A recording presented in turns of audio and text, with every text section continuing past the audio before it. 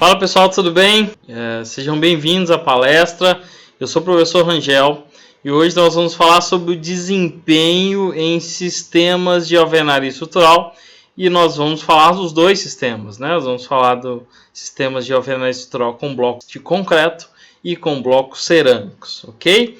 Vou me apresentar rapidamente para quem não conhece meu trabalho. Eu sou especialista e mestrando em projetos estruturais pela FEC Unicamp. Tenho um escritório de cálculo aqui em Campinas, a Soma Cálculo Estrutural. Sou professor em alguns cursos de especialização em projetos estruturais, entre eles da FEC Unicamp, e trabalho já com alvenaria estrutural, concreto armado e parede de concreto moldado em loco já há mais de 11 anos. Nesse período a gente projetou diversos edifícios em alvenaria estrutural e edifícios inclusive acima de 20 pavimentos. A gente vai falar um pouquinho nessa palestra, ok? Quem não me conhece também nas redes sociais, esse é o meu Instagram, @rangelage. Nós estamos hoje já acima de 60 mil seguidores, falando especificamente sobre estruturas. Fica aí também meus contatos, o meu LinkedIn, Rangel Lage, o meu site, rangelage.com.br, e meu e-mail, caso você queira entrar em contato após essa palestra. Fique à vontade, eu gosto e faço questão dessa interação com vocês. Inclusive, gostaria de comentar já no início dessa palestra o quanto as redes sociais têm nos ajudado, né, a desenvolver a questão do relacionamento, inclusive comercial, mas também de ensino. Essa colaboração entre as partes tem gerado os bons resultados. Eu espero que a gente continue assim. Tá aí o meu site, aqui eu vou dar algumas dicas para vocês. Eu tenho cursos disponíveis online e tem um curso aqui que eu vou fazer o convite. Vou até mostrar para vocês. Está aqui, se você quiser já fazer a leitura desse QR Code. É um mini treinamento gratuito sobre alvenaria estrutural.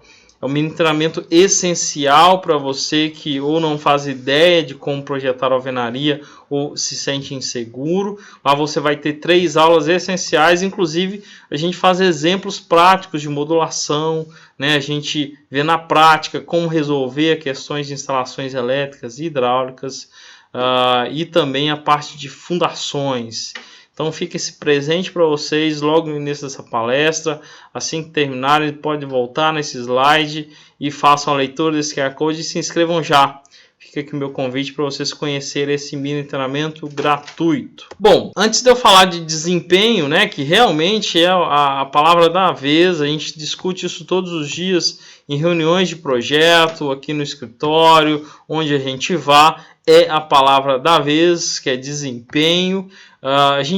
Para você precisa só se situar, não é o tema da palestra. Eu já dei uma palestra aqui exclusivo sobre alvenaria estrutural, mas só para a gente se situar. O que é a alvenaria estrutural?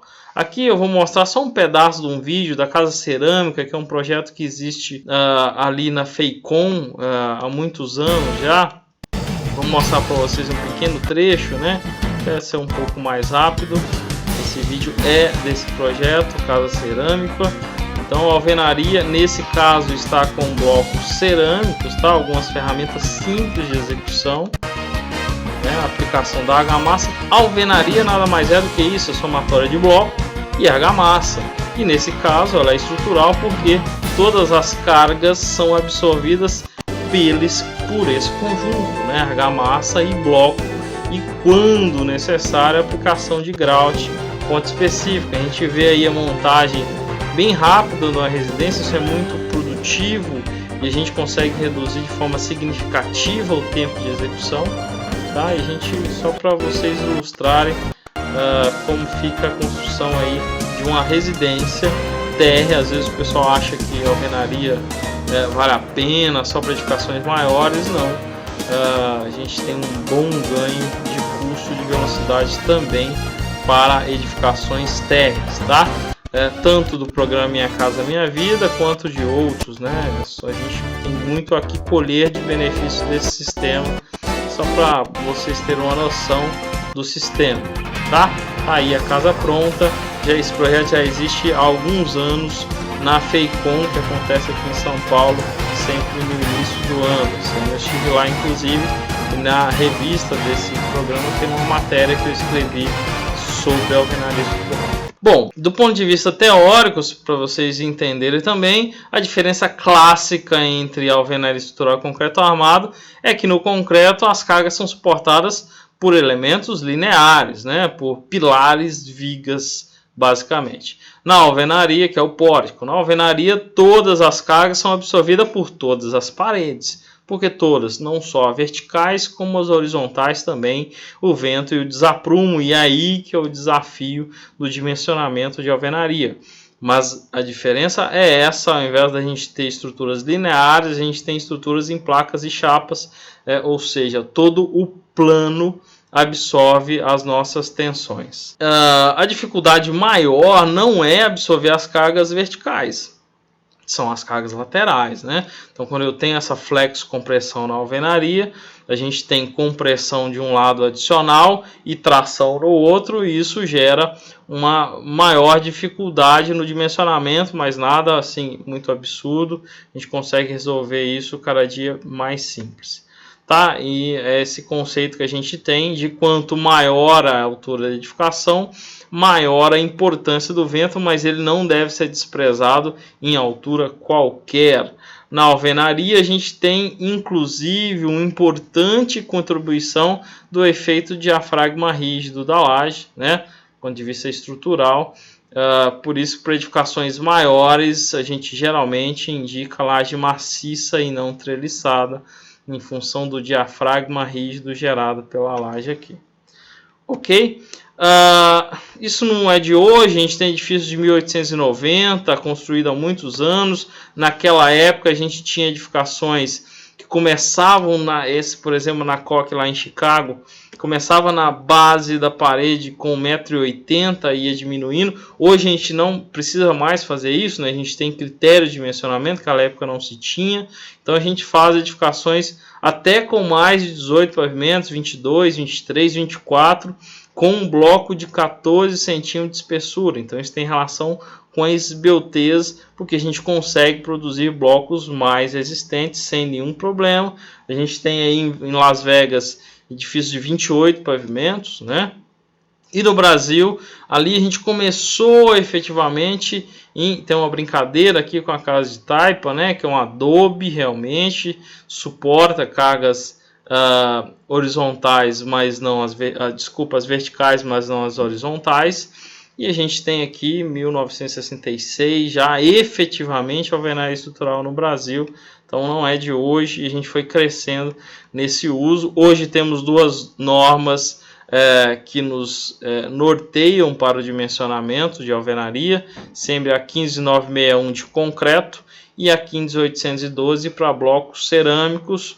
Isso vai mudar em breve, a gente já tem trabalhado numa revisão que as duas vão se juntar, vão ter um novo número único, tanto para concreto quanto para cerâmico, mas essas são as normas atuais vigentes. Elas são sempre em duas partes, porque a primeira trata só de projeto e a segunda trata do controle de obras, ou seja, a execução de todo esse processo. Só algumas fotos para vocês se localizarem.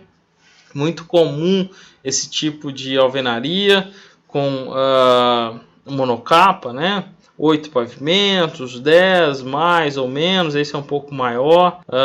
Edificações já em blocos de concreto mais altos. Para vocês passar rapidamente, só para vocês terem uma ideia, esse é um edifício lá no Rio Grande do Sul, tá?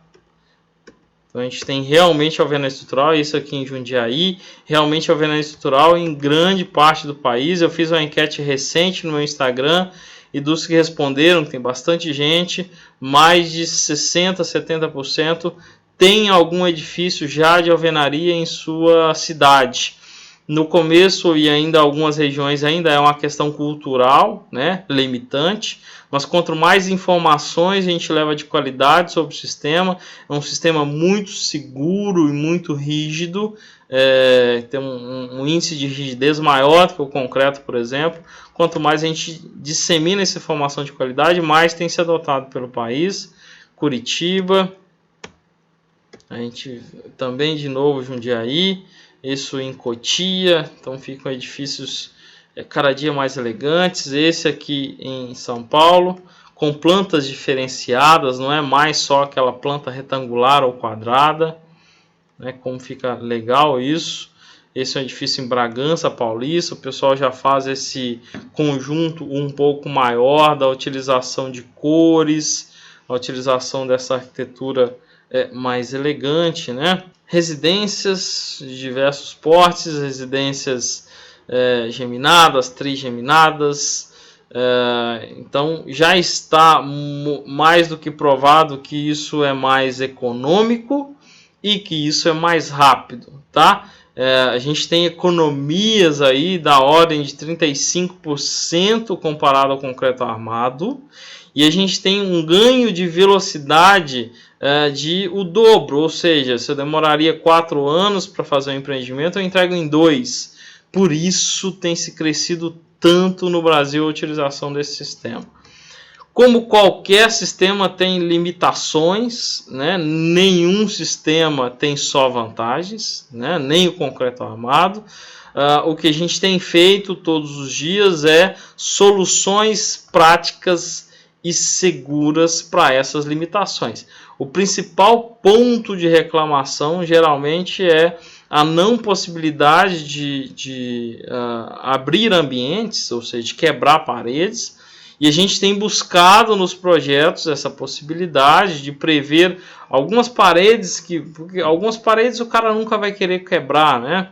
Paredes externas, paredes do banheiro, enfim. Mas algumas paredes que a gente sabe que estrategicamente é comum que se queira fazer ampliação, a gente prevê ela de vedação no projeto. Então, caso no futuro a pessoa queira reformar, não tem problema, não prejudica a estabilidade da edificação. Pontos como ar-condicionado, a gente tem previsto a preparação para, então sempre buscando mais otimização no processo de execução. Tá? Aqui, esse feito com TQS CAD Alvest, tá?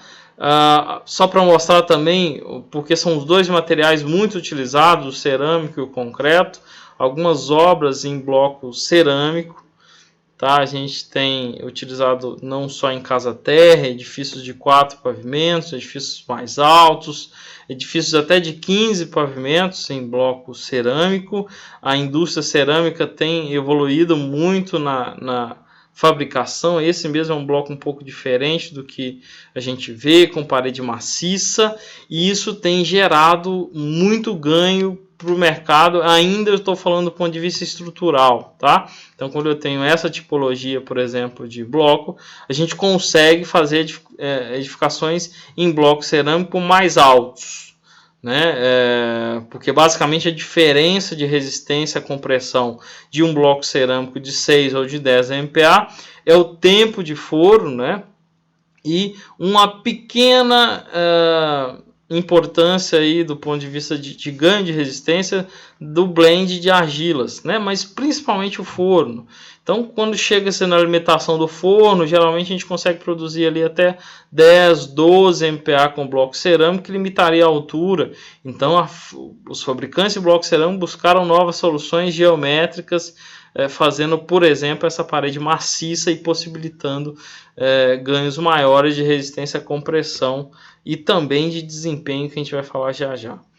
Bom, algumas obras crescendo aí para vocês verem, edificações mais altas, né? Isso é perfeitamente possível, a norma já nos dá requisitos que nos permitem produzir e dimensionar isso de maneira segura e econômica, tá? Algumas fotos aqui para vocês localizarem. Mas qual bloco usar? Cerâmica e concreto? A decisão sempre depende do empreendimento, tá? O bloco cerâmico é um pouco mais leve do que o concreto, consequentemente para transporte isso é melhor. A relação prisma-bloco, isso vai lá de dimensionamento, mas do ponto de vista de eficiência estrutural do que um bloco gera de resistência final na parede. O concreto é um pouco melhor do que o cerâmico. A gente vai falar de desempenho acústico já já, enfim, todos os dois atendem aos requisitos de desempenho, eu vou adiantar isso para vocês, mas o bloco de concreto tem um pouco melhor desempenho acústico e o bloco cerâmico tem um pouco melhor desempenho térmico, tá? Embora, conforme eu disse, os dois atendem aos requisitos de desempenho. O bloco concreto tem um pouco melhor de precisão dimensional, mais disponibilidade regional. Acho que um dos pontos chaves aqui é isso. A gente consegue produzir bloco de concreto em qualquer canto, mas muito importante que se produza com qualidade e com certificação, tá? E o bloco cerâmico a gente está limitado às regiões onde eu tenho essa disponibilidade de material. Eu estou em Campinas, próximo de Itu, que é uma região que tem muitos fabricantes de bloco cerâmico e fabricantes de qualidade. Tá? Então, quanto mais próximo desses fabricantes, maior a utilização de bloco cerâmico. Sorocaba, por exemplo, uma cidade que se utiliza em grandes volumes esses blocos cerâmicos. Bom, vamos lá. Esse é o foco da nossa palestra. Não quero enrolar, eu quero entregar uma palestra útil para você e da maneira mais prática possível. Quando a gente fala de desempenho, a gente tem que falar essa nossa norma, que é a NBR 15575, a chamada norma de desempenho. Essa norma é dividida em algumas partes, estão aqui 6 partes, uma geral, uma de sistemas estruturais, uma de sistema de piso, uma de vedações, coberturas e sistemas hidrossanitários, ok? Quando a gente fala de alvenaria estrutural, eu tenho que falar de 2 aqui de forma importante, que é estrutural e vedações, já que a alvenaria tem a dupla função de resistir aos carregamentos e de funcionar como um sistema de vedação. Tá? Então a gente precisa disso, desempenho acústico, térmico, durabilidade, garantia e vida útil. Tá? Durabilidade das edificações do ponto de vista estrutural, tanto alvenaria estrutural quanto concreto armado, a gente está bem tranquilo com isso. A gente tem cobrimentos, a gente tem paredes, né, robustas e que garantem isso. O ponto focal costuma ser esses 2 pontos, que é a questão acústica e a questão térmica. Será que o bloco concreto, por exemplo, atende a questão térmica, né? É uma dúvida. A edificação não fica mais quente, eles atendem aos requisitos de acústica, então é uma dúvida que se levanta e que essa palestra surgiu a partir desses questionamentos, tá? O que é o desempenho? Então, o foco do conceito de desempenho é o comportamento da edificação e das suas partes quando submetidas às condições de uso e operação. Então, o foco é o usuário, as necessidades em relação à edificação. A gente quer ter um conforto, uma segurança e uma tranquilidade quando utilizar a estrutura. Eu posso utilizar com tranquilidade. É para isso que a gente constrói, né? Ela é publicada em 2013. Foi publicada em 2013 e é válida desde julho de 2013, tá? Então, todos os projetos, para quem que ela é válida, né? Obrigatoriamente. Teoricamente, para todos, a gente espera um desempenho, um bom desempenho estrutural, das edificações para qualquer, desde que ela tenha existido, mas é obrigatória do ponto de vista legal a partir das obras que foram protocoladas na prefeitura a partir de 19/7/2013. Então, essa é a linha de corte, tá? Então, chegou para modificar o nosso conceito de projeto e construção. O ponto principal dessa norma é que é uma norma prescritiva. Então, ela fixa tipo e qualidade de materiais. Tá? Então, ela não é prescritiva. Ela não diz que você tem que utilizar um material X com uma espessura de Y. O que ela diz são parâmetros. Então, ela diz que eu tenho que atender a tantos de isolamento acústico, a tantos de isolamento térmico. A forma como você vai atender, existem diversas, a gente vai falar algumas aqui hoje. De uma maneira geral, ela divide entre essas necessidades, necessidade de segurança, habitabilidade e sustentabilidade. Uma das coisas que a gente já tem aí na 15961 e na 15812 é esse requisito de vida útil de projeto, o VUP. Né? A gente atendendo ao que está nas nossas normas, a gente já garante, sem dúvida nenhuma, uma vida útil de projeto de no mínimo 50 anos. O que a gente tem discutido sempre é que, para que a gente garanta uma vida útil de projeto da edificação de 50 anos ou mais, a gente espera mais do que isso, é essencial que as manutenções sejam feitas, tá? Inclusive na alvenaria, embora elas sejam menos suscetível à deterioração do que o concreto armado, por exemplo. Alguns pontos aí a gente precisa resistir a impacto de corpo mole, impacto de corpo duro. O pessoal sempre me pergunta disso, Rangel, mas a alvenaria suporta cargas suspensas, né? Uma rede, um armário, uma TV, né? Ela tem que suportar. A norma de desempenho prevê valores de cargas que ela precisa suportar com tranquilidade, tá? Então a resposta é sim.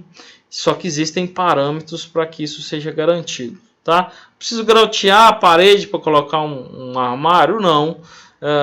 E existem ensaios que provam isso. Bom, nessa apresentação eu vou usar dois manuais recentes disponíveis na internet, tá? E que eu gosto muito e utilizo nos projetos. Esse primeiro é o manual da ABCP, Manual de Desempenho, Guia para Atendimento à NBR 15575. Você pode entrar no site da ABCP e baixar isso gratuitamente, sem dificuldade, tá? Provavelmente no início do ano já sai a 5ª edição. A ABCP tem feito, junto com a Bloco Brasil e alguns sindicatos, ela tem feito esse trabalho constante de monitorar o desempenho das alvenarias, nesse caso de bloco de concreto, tá? Como instituição.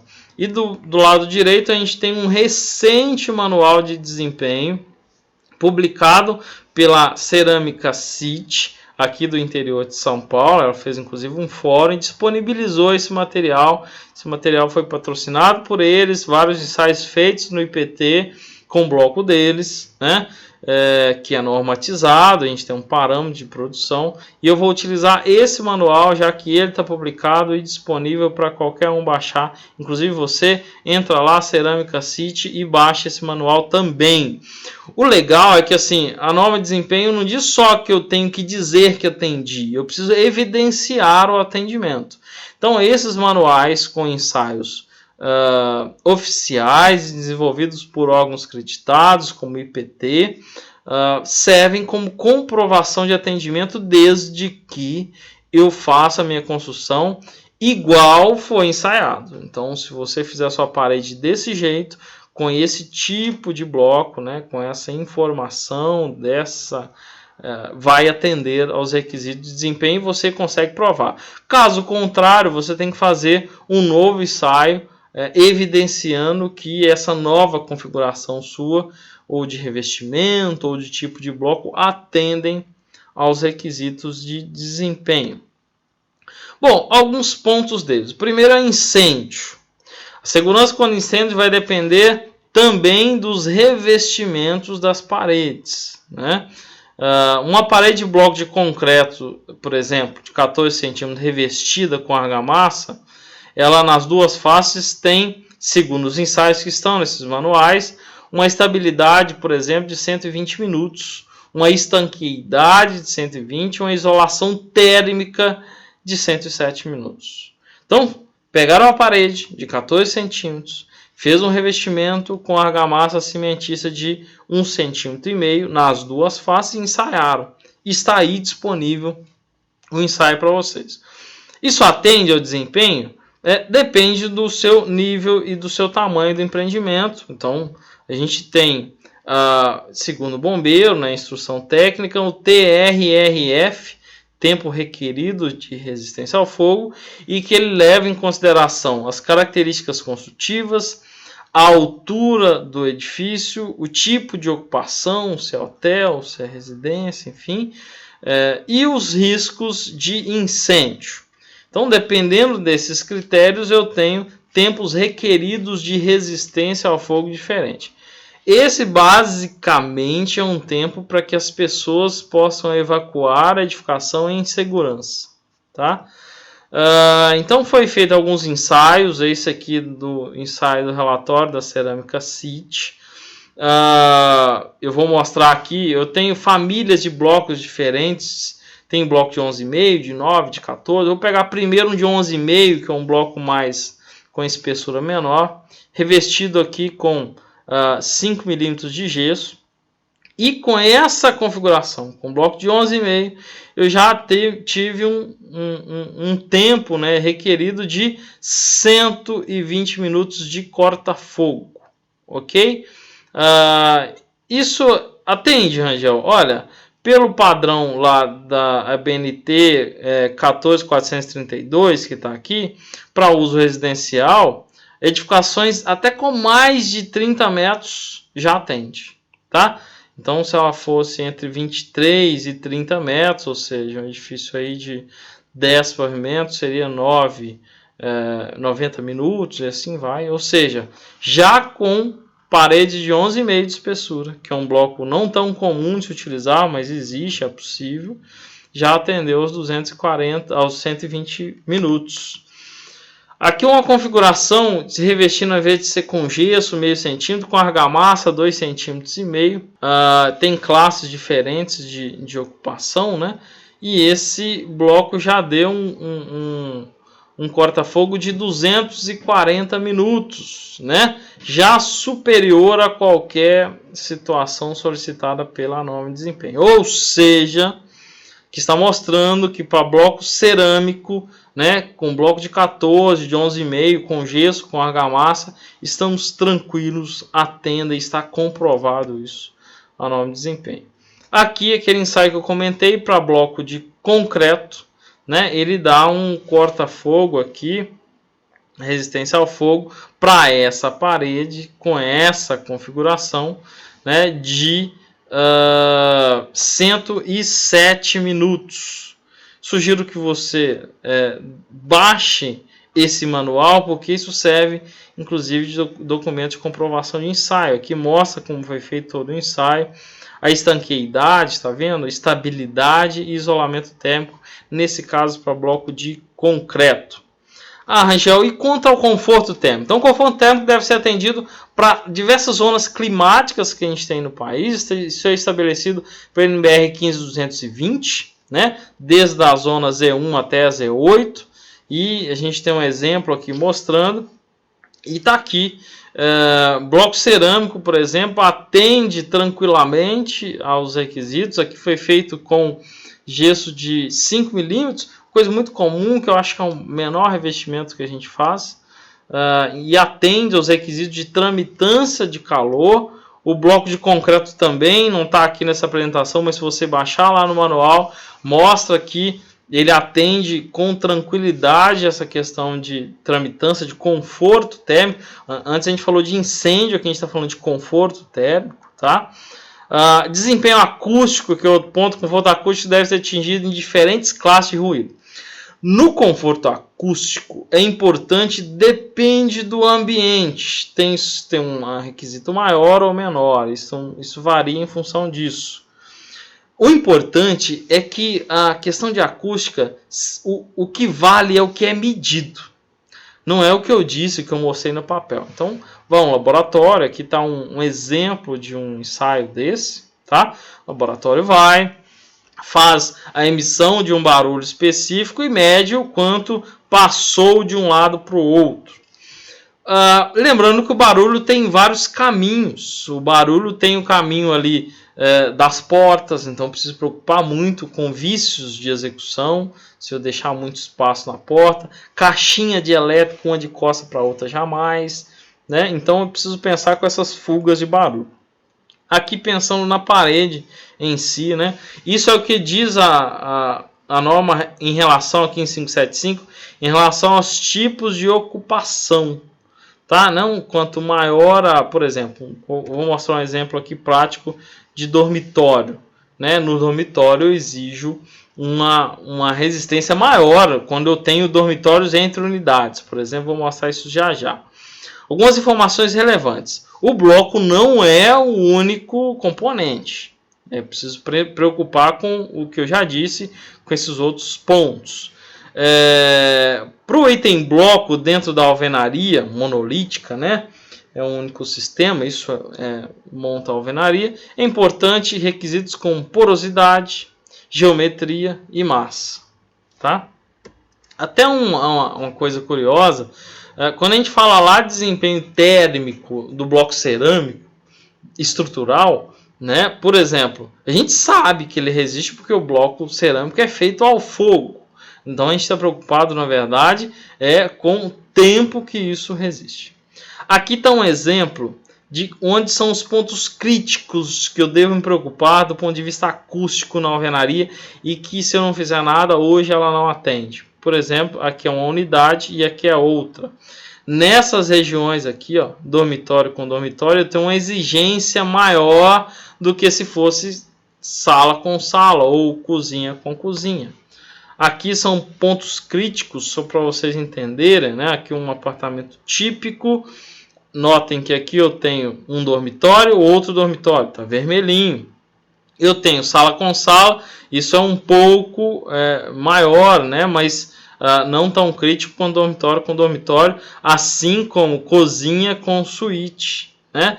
São os pontos críticos. Acontece também se eu tiver aqui, ó, elevador com suíte, escada com suíte, são pontos críticos e que nessa tabela especifica mais exatamente qual a exigência de cada um, ok?